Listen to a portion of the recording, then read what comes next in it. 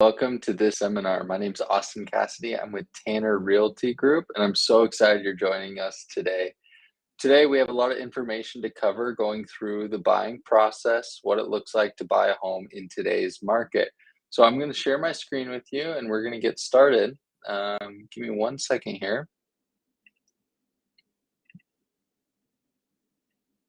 Bring this up for you. So like I mentioned, my name's Austin Cassidy. This is the proven path to home ownership. This will give you all the steps you need and the knowledge you need to be educated about buying a home in today's market and how to get in touch with a real estate agent.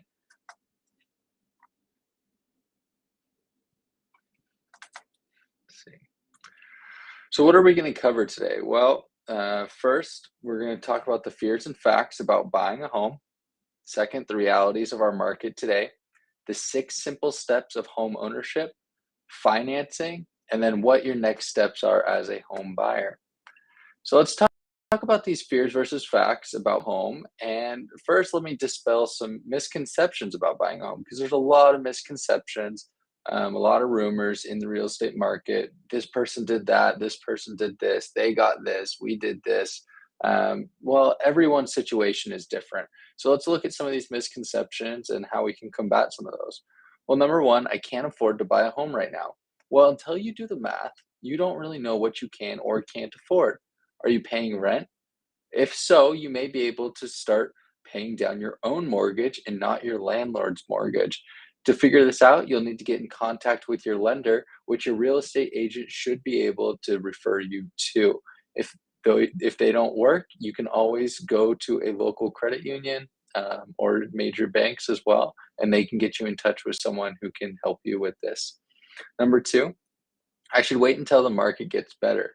Well, there's never really a bad time to buy the right home. And my job as your agent is to help you find a good buy and ensure you have the financial ability to hold on to it long term, no matter what the market is. Every market has an opportunity. It may just be a little bit harder to find. And that's what we work for. We work to find those opportunities for you that fit your needs. And over time, the investment in your home grows no matter what the market. You just need a long enough holding period. Number three, I don't have the money for a down payment. Well, there's a variety of down payment options available to you. And with our lending programs and loan programs, even first time home buyers can put down as low as 3 to 5%. The myth of the 20% down payment isn't really applicable anymore. So thinking you have to wait to save up for a down payment may actually cost you more money down the road by missing out on appreciation in this new home. Number four, I can't afford to buy my dream home. Well, the best way to get closer to buying your dream home is buying your first home. A lot of people aren't able to buy their dream home as their first, second, maybe even third home. But by building equity through trailing your homes into one another, you're going to start building your egg for that dream home, and you'll eventually get there. But you need to start somewhere. Number five, I can't afford to buy a home because credit isn't very good. Well, there's always options, and shame doesn't bring you any closer to buying a home or having good credit. You need to get in touch with your lender. You need to talk to them about what your credit score currently looks like, what's currently on your credit, and they can help you set up a plan to move forward to becoming more in their eyes based on your credit score. Number six, I should wait until I'm certain about my domestic future or just what's next, a new job, family, kids, you may be moving soon. Well, people often feel they need to wait for everything to become perfect. And the fact is, life is never going to feel like the right time. So the key is to get in a home at the time that feels correct for you, and also try to get into that first home. Start building equity. Even if something changes, you can always take the equity from this house and move it into somewhere else. Maybe it's another market. Maybe it's in with a new partner. Maybe you just need to now upsize or downsize. Well, getting into that first home allows you to start having more options financially when buying that next home. Number seven, Buying a home seems way too complicated, and no one, or they shouldn't, tell you a home is easy. But that's why you partner with professionals like myself and your lender who do this every day and they're committed to acting in your best interest. We absorb a lot of the complexity of the home buying process and make this process simpler for you so you can continue on with your daily life and not have this disrupt everything. Number eight, I should pay off my student loan debt before buying a home. Student loan debt does not prevent you from getting a loan or buying a home. And if you're making payments on time, you're building good credit that can help make you more loan worthy in the eyes of the lender. Putting off buying a home because of your student loans may once again be costing you money down the road in appreciation. So, why buy now? Let's talk about this.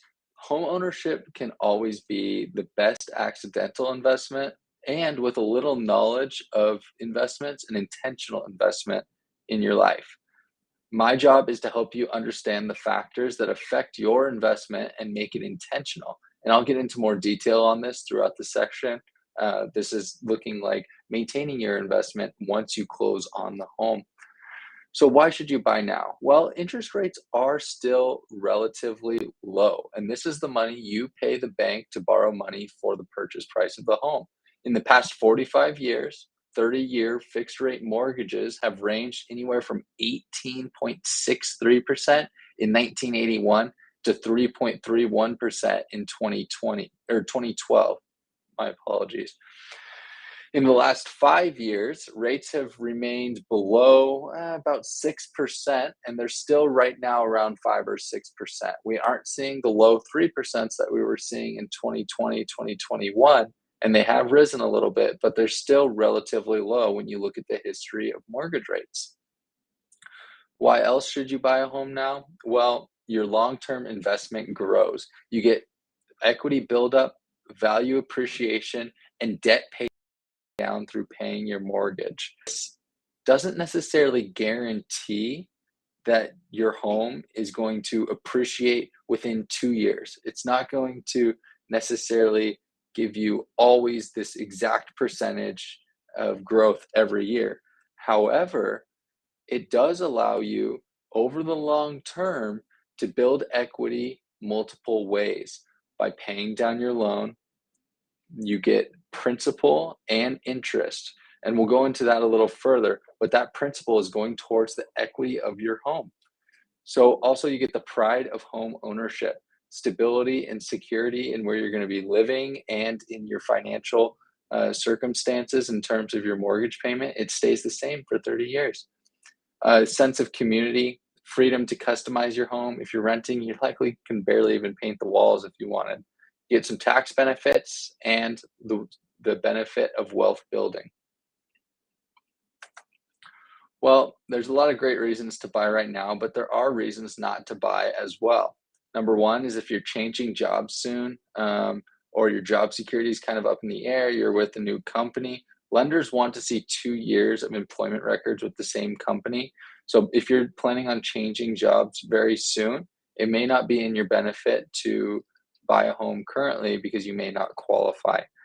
Number two is financial reasons. If you need to work on your credit score, work on building up that down payment, it's okay. You just need to continue to work towards buying that home if that's your real estate goal. Number three, it's too, well, you don't want to buy too much house. If you buy too much house, you can become what we consider house poor. That's where you don't have any extra income or you have too much debt on that house to where it's very difficult for you to have any balance in life. You don't want your real estate um, payment to overtake everything else in your life. You want to be able to live a good balanced life and get the real estate that you want. So stick within your budgets. Number four, short-term ownership. If you're only planning to own a home for 1 to 2 years, you may not have enough time for equity buildup or appreciation. And you do have costs when you go to sell a home, including realtor fees, including title fees, taxes, and all of that. So if you're looking at short-term ownership, it may just not be a great option to buy right now. You may want to hold off until you can look at a longer span of time that you're going to own this home. So now let's talk about the realities of our market. Here in Clark County, Washington, our average home price is about $588,000. And looking at last week's statistics, this is actually down from past week's statistics, which is really interesting. And look at our videos here on Tanner Realty Group. To go into why this may be happening, what the market's looking like when it's shifting, but we're still technically in a seller's market. And this is just a simple metric of supply and demand. When supply is high and demand is low, we're in a buyer's market. When supply is low and demand is high, we are in a seller's market. Well, currently inventory is sitting low still, and we are in a seller's market. However, over the past 6 months, 7 months, we have started to see a shift towards a more balanced market. This means that the buyers are starting to gain more control and more leverage power within the negotiations of our real estate transactions here in Clark County. But there's still not a lot of inventory. So if you're a seller and you're thinking about selling, it still may be a great time to sell. So now let's get into the 6 easy steps to home ownership. And these are the steps that get you into your new home. And my job is to guide you and outline these and help you get through all of them. Number 1 is hiring your agent. 2, securing pre-approved financing. 3, finding your home. 4, make an offer and negotiate. 5, get a home inspected and negotiate any repairs that need to be done. And 6, close and be a homeowner. So let's jump into step number 1, finding and hiring your agent. So when you're looking for a good buyer's agent, you want them to educate you about the market, analyze your wants and needs, steer you to homes that fit your criteria, coordinate the work of other professionals, negotiate on your behalf, and solve any problems that may arise during the transaction. And you need to be aware that typically there are 2 real estate agents involved in every transaction. One of the agents represents the seller and one represents the buyer. Make sure you do your research, and you're gonna want them to meet all 6 of these criteria. And you want to ask them about their experience, their knowledge of the market, and their negotiation skill, and find the one that suits your needs and personality, not just because they're your friend. Once you find the agent that you want to work with, you're likely going to have to sign a buyer's representation agreement. And what this does is it's a formal commitment between you and the buyer's agent and sets mutual expectation. It commits me or your agent to finding the perfect home for you, and it confirms exclusivity between the both of us when we're going through the transaction. And there's no cost for you, the buyer, in this agreement. Step number 2, select your lender and get pre-approved. So before we talk about finding your lender, let's talk about the difference between a pre-approval and a pre-qualification. And there's some important differences between these. A pre-qualification is simply a conversation. It's not a formal or lengthy process. It's not a commitment from the lender to lend you that amount of money. And it just gives you a rough estimate of how much you can borrow. However, a pre-approval is you're ready to buy. It puts you in a stronger position when making offers on a home. It's a formal application with the lender. It's a formal commitment from the lender. It states how much you can borrow and at what rate, so you actually know how much it's going to cost you. And it makes you a stronger buyer in multiple offer situations. So you need to make sure you're getting that pre-approval before you go out and looking at homes, so you know how much you can afford. So now let's talk about finding a lender. So to choose your lender, you want to you need to interview all of them and choose which one you feel most comfortable with. They will be with you throughout the entire transaction of your home, and you want to make sure that you feel comfortable communicating with them throughout this whole time and that their communication style fits your needs. Number 3, you need to prepare your loan application and get pre-approved with them. And then number 4, determine what to pay and select a loan option. So let's talk about what a mortgage is. Well, in a mortgage, you have 3 main decisions here. You have your down payment, your interest payment, and your term. So how much payment do you want to put down? That's your first payment of the home. Number two, what rate that home is going to cost you, that home loan is going to cost you. And number three, how long? 15 years, 30 years, or anywhere in between, depending on the loan program you choose. So let's talk about the down payment. Well, the down payment is based on your pre-approval amount, and depending on the loan, it can vary anywhere between 3% and 20% of the purchase price. And that just depends how much you want to put down of your available funds and how much you want to remain approved for. If you put down more, sometimes you can get approved for a little bit more, or less, you may get approved for a little less, but it will affect your monthly payment as well. So you just need to talk to your lender and ask them what the best situation is for you. And where do these down payment funds come from? They come from side jobs, savings. They can even come from parents or in-laws as gifts. You just need to start budgeting and start saving up for that down payment. So let's talk about the mortgage payment now. And this is your monthly mortgage payment. And it's an acronym, PITI, or PITI for short. And it's the components that comprise what your monthly payment is going towards. So P is principal, that pays towards the equity on your home. I is the interest that pays the lender for the loan. T, taxes, pays the state and local entities for owning a home. And I is the insurance, and it pays to protect your investment. Once you get pre-approved, you're ready to start looking for your home. However, it's essential that you not change your financial status from the time of pre-approval until you can close on your new home, as this can affect your loan approval. This means no big purchases like cars, furniture, etc., and no job changes. And make sure you're protecting that down payment as well. So now we get to do the fun part, and that's looking for your home. When we first visit together, I have a short question for you, and this will allow me to completely understand your needs and wants when you're looking for a home. So we're going to define what you're looking for, looking at your needs and wants. I'm going to educate you about the current market, and then we're going to continue to refine your search throughout the whole process to make sure we are getting you into a home that you're going to be happy with for a long time. So this is kind of a silly question. However, who's been looking at houses? Well, a lot of us have. With internet, with all the resources that are available, with Zillow at our fingertips, it's really easy to start looking at houses. However, you and your agent are going to be looking at different things when you're looking at a house, when we're out looking at homes, or even when they're online.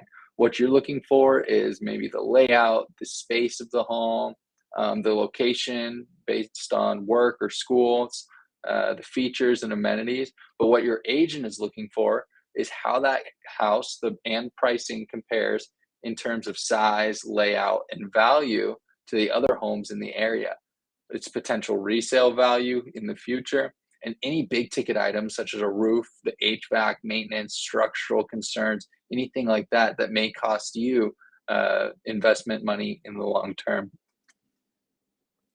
So we also want to think about always looking at single family detached homes, which are very typical. There's also an option, a condo or a townhome, and there are pros and cons to these as alternatives to single family detached homes. And often it can be a way to enter the market with a more price affordable home. So the pros: lower cost per square foot.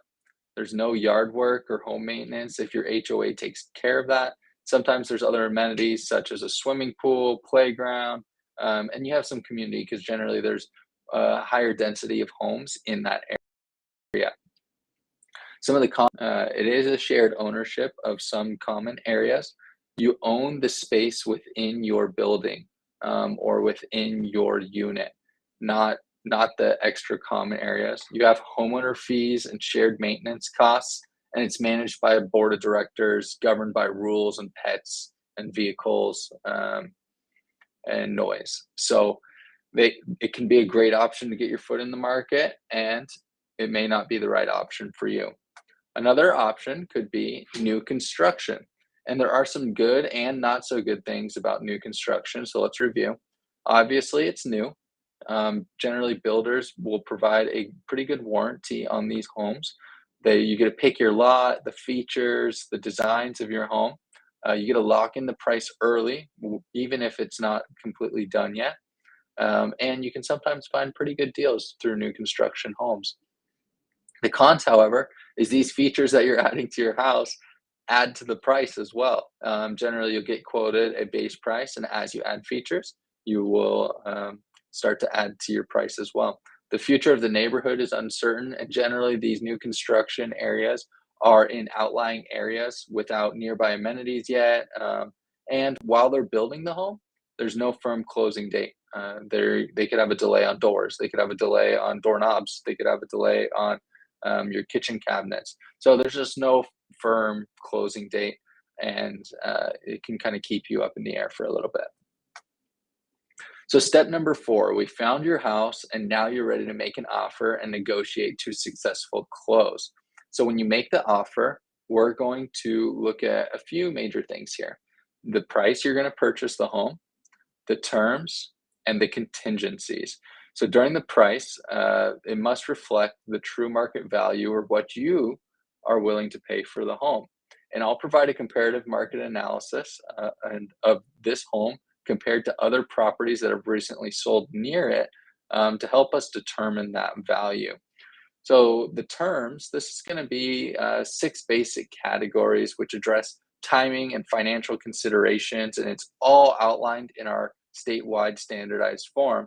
But it kind of goes like this: the schedule of when it will close, the conveyances, so what appliances or decor items will remain or go, the commission, who pays the commissions for both agents, and generally in our area, that is the seller, the closing costs, who will pay those, if there's going to be a home warranty provided by the seller or not, the earnest money, how much the earnest money is, and this is a deposit paid to protect the seller from the possibility of the buyer pulling out of the deal, and then contingencies. And these are the conditions that allow you to opt out, for example, after receiving the inspection report and discovering a foundation issue, and you would receive that earnest money back, but it's all outlined in the transaction. And just remember, it's negotiable. And this is where a real estate agent or my experience will help you a lot. Step number five, you have mutual acceptance between yourself and the seller. And now it's time to start going in for the inspection. And there's no such thing as a perfect home, and there will be some repairs needed, from a leaky faucet to more costly issues. And you'll find this with a professional home inspection, which we always recommend. And we can help recommend home inspectors for you to hire. So during this option period, that's generally 7 to 10 days after mutual acceptance of the offer. And the property inspection, like I mentioned, exposes any structural or hidden issues. And once we figure out what's going on with the property, we will be able to determine a negotiation strategy for final negotiations of the contract. So one thing that you'll want to kind of recognize and be aware of going into the inspection, like I mentioned, no home is perfect, and you need to make sure you're not sweating all the small stuff. Yes, it's okay to ask for repairs, but it really is the big stuff that matters. That's cracks in the foundation, cracks in the house or over the windows, water stains in the ceilings, faded or worn shingles, plumbing or electrical problems, mold or termite issues. And this doesn't necessarily mean we're just going to terminate that contract. It just may need some more evaluation by professionals, which we can write into the contract and negotiate as well, that you have a little more time to get these things examined a little closer. So once we go through negotiations, now it's time to close and be a homeowner. There's still just a few things to round out the deal. Number one, before closing, you need to make sure you're keeping yourself mortgage worthy. This is super important. Also, make sure you're budgeting for additional expenses.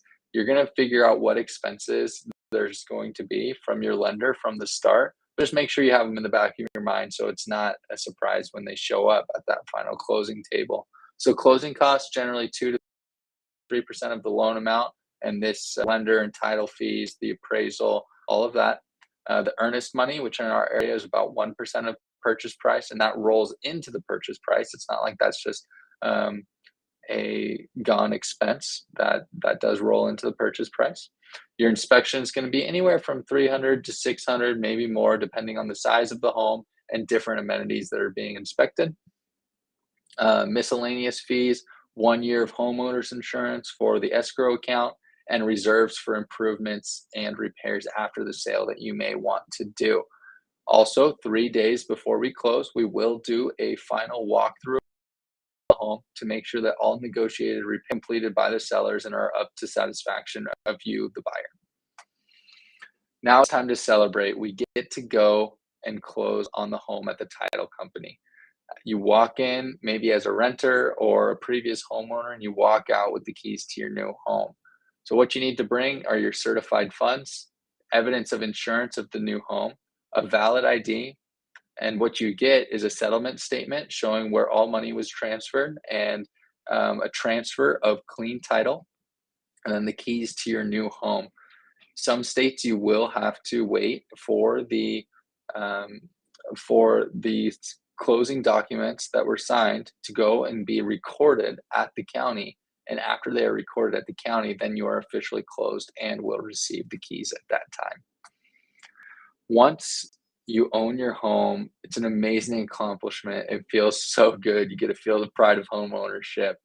But keep in mind that I continue to be a resource even after the deal closes, and I can have recommendations for every kind of service person you may need over the years to keep your home in tip-top shape. So make sure you're protecting your investment by maintaining it, keeping an eye on it. Keep a file of your receipts for your repairs. Once you go to resell your home, they may be very helpful in showing that you had major systems at least serviced or replaced. And then a warranty. You may want to consider a home warranty. This can save you thousands of dollars if something does slip through the cracks during the inspection, and you have a big bill waiting for you on the other side within that first year. And we can talk more about that as well. So I just want to go back over and want you to remember my commitment to you when you're ready to get started on this journey. I'd be honored to be able to walk alongside you in this real estate journey. And I commit to educating you about the market, analyzing your wants and needs, steering you to homes that fit your criteria, coordinating the work of professionals on your behalf, negotiating on your behalf, and then solving any problems throughout the transaction that may arise. And number 7, being your resource even after we close on your home. It's always great to have a lifelong real estate agent on your side. So if you have any questions, feel free to reach out to me. There's no better time to get started than now. Even if you're looking 6 months to a year time frame, it's still good to start getting educated about the market, what's going on in your neighborhoods, and maybe just start the process of communicating with your real estate professional and your lenders. Here's my contact information. Please feel free to reach out. If you'd like a copy of this presentation, feel free to reach out as well. I can send you this and we will go from there.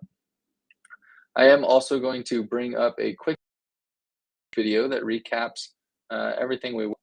And so please enjoy this video, and this will wrap us up for today. So, you're thinking about buying a home. There are a lot of people involved in the home buying process you should be familiar with.